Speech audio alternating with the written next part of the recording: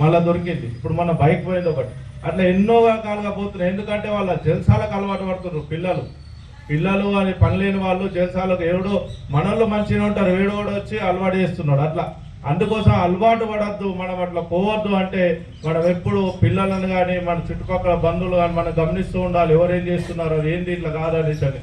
కాబట్టి అది ఎందుకంటే చాలా చట్టానికి దారి తీస్తుంది. కావున ఈ దొంగతనాలు ఇవన్నీ జల్సాలకు అలవాటు పడి అవన్నీ చేస్తున్నారు. ఎందుకంటే వాళ్ళు అమ్మేస్తారు, ఆ డబ్బులు వస్తాయి, మళ్ళీ జల్సాలకు అలవాటు పడతారు. కాబట్టి అట్లాంటి దానికి పోకుండా మళ్ళీ అట్లా ఇరుకుతే ఇంకా పేరు వస్తే కూడా నాన్ బెయిలబుల్ కేసులు ఉంటాయి. ఈరోజు బాగా స్ట్రిక్ట్గా వ్యవహరిస్తుంది ప్రభుత్వం, నాన్ బెయిలబుల్ కేసులు ఉన్నాయి. కాబట్టి మనం దానికి పోకుండా మనం అందరం జాగ్రత్త పడుతూ ముందుకెళ్తూ మరి ఏ ఇబ్బంది అయినా ఏ సమస్య ఉన్నా మనం వెంటనే సార్ గారికి మచ్చేందర్ సార్ గారికి ఫోన్ చేయడం కానీ, మరి టౌన్కు 100 కాల్ ఉంటుంది, 100 కాల్ ఫోన్ చేయడం చెప్పడం కానీ మన బాధ్యత. ఎందుకంటే మనం బాగుంటేనే అంత బాగుంటారు. ఎందుకంటే మనకు ఎప్పుడు ఎక్కడంటే మనకి విలేజ్లలో మనం బాగుండాలని కోరుకునేది మన పోలీసు వాళ్ళు.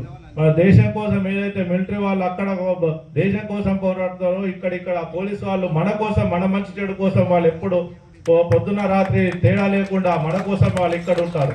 కావున వాళ్ళు ఏదున్నా సమస్య ఉన్నా, మనకి ఏ ఇబ్బంది ఉన్నా కానీ ఏ సమస్య ఉన్నా వెంటనే 100 డైల్ కానీ చేసి సార్ కానీ ఫోన్ చేసి మనం చెప్పాల్సిన బాధ్యత మనది.